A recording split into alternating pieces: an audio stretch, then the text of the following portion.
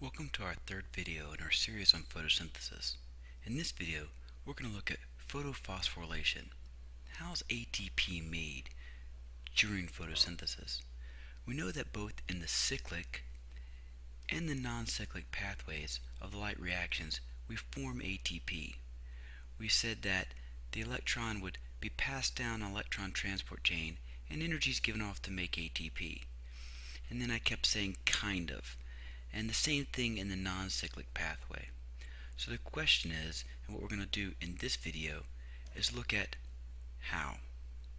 How is ATP made during photosynthesis?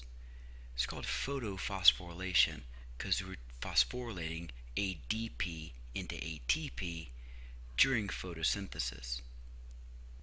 We learned about ATP in this reaction in our video on ATP earlier in our metabolism unit. But the driving force that's going to drive this production is a process or a situation called chemiosmosis. So that's what we're going to talk about in this video. To see how this happens, we have to look at the light reactions that we did before, but in a slightly different way.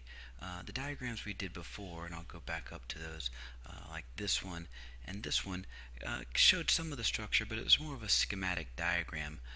In this diagram, we're going to see kind of more realistically what's happening. Here is our thylakoid membrane, and embedded in the thylakoid membrane, we have our photosystems, photosystem 2, P680, and photosystem 1, P700. And we have our electron transport chains. Here a cytochrome complex, and here I'm going to hold off on telling you what this one is called. But this is our structure. We said it's embedded in the membrane. So if we begin, light strikes an electron in photosystem 2, causing that electron to be boosted in energy, so that it's a high energy electron. That high energy electron gets picked up by an electron acceptor.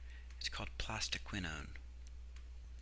Plastoquinone is going to carry this high energy electron over to this electron transport chain. Now the electron wants to go down this electron transport chain.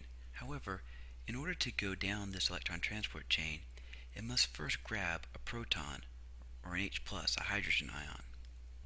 As the electron goes down, it pulls the proton with it. And the hydrogen ion, or the proton, gets pumped to the inside of the thylakoid membrane, and the electron is now back to its ground state. It's no longer as high an energy electron as it was before. Recalling that this is the non-cyclic pathway, the electron doesn't go back to P680. Instead, it falls into P700, or photosystem 1. As it moves into photosystem 1, it could again be struck by light and boosted to a higher energy level.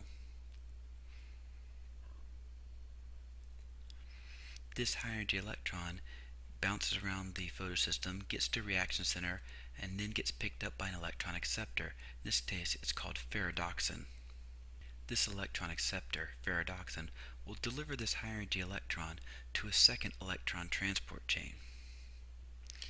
The electron goes down this short electron transport chain and then gets picked up by a molecule called NADP+.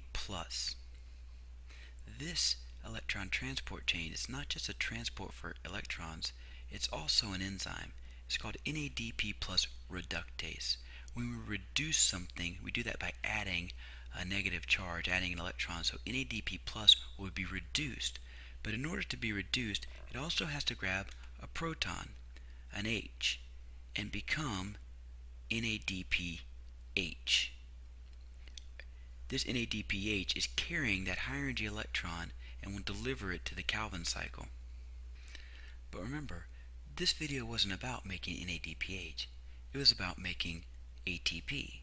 And if we look back, when we look at this diagram, we see that it was during the first electron transport chain that we said that energy was given off to make ATP. In this diagram, when we went down the first ETC, all we did was pump a proton from the outside to the inside. Now, we need to understand a little bit, remind ourselves about the nature of this membrane, this thylakoid membrane. You notice that it's built from these phospholipids, this bilayer of phospholipids. And if you go back to your old notes about the nature of membranes, we know that this membrane is not very permeable to ions. So once ions get stuck on one side of this membrane, they tend to stay there. Let's hold on to that thought. Now, what happens if we do this again? If we boost an electron to a higher energy and go down this system, when we send this electron down this ETC, we'd pump another proton in, we'd come down here and we'd make another NADPH, and then if we did it again, we'd pump another proton in, and every time we send an electron through this system, we are essentially creating a proton pump, and we're filling up the inside of this with H pluses or protons. But remember, this is non-cyclic, and we had the problem before in our other video when we did just the light reactions, that if we keep sending electrons out of photosystem 2 without replenishing them, we're going to run out. So we need to add water. During the light reactions, we split water through a process called photolysis. Doing that allows the water to donate electrons to P680 to replenish the ones lost through the light reactions. And so that's going to give us more electrons to keep sending down this system, which is going to then, let me make a couple more of these, give us more energy and more pumping action to pump even more hydrogens to the inside of the thylakoid. But there's an interesting thing here. Every time we split water, we actually create 2 more protons, 2 more hydrogen ions. So these hydrogen ions from water are also accumulating inside the thylakoid membrane. So we have 2 sources of protons. The proton pump of the electron transport chain right here, but also the splitting of water. The end result is that inside the thylakoid membrane, we generate a concentration gradient, a proton gradient, all these H pluses on the inside. And they want to move down their concentration gradient. They want to move out, but they're trapped in because they're ionic, they're charged, they can't get through this bilipid layer. Now, how do ions get out of this membrane, down their concentration gradient? Well, they have to find a channel. And here we have a channel protein, a little funnel for them to go out of. The process by which they would travel would be facilitated diffusion. They're going down their concentration gradient and they're being helped by a channel protein. So these protons will rush out of this special channel. And this channel is special. It has this interesting name. It's called ATP synthase. We know that in biology, anything that ends in the suffix ase is an enzyme. In this case, it's the enzyme that synthesizes ATP. So let's think about what we know about how we make ATP.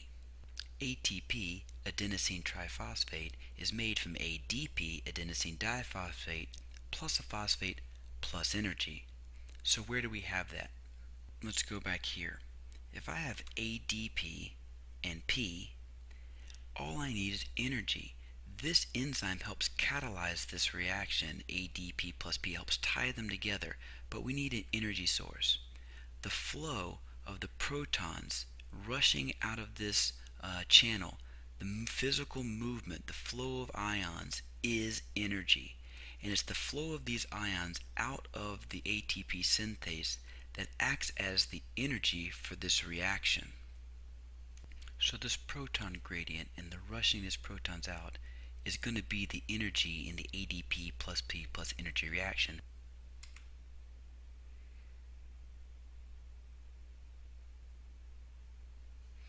So those rushing hydrogen ions help put ADP plus P that provided the energy for that reaction. So when we said that as electrons go down electron transport chains, like here, that energy is given off to make ATP, really, as the electron went down the electron transport chain, it set up a proton gradient along with the protons, or H pluses, from the photolysis of water, which drove the chemiosmotic gradient and this rushing ions. We call this process chemiosmosis.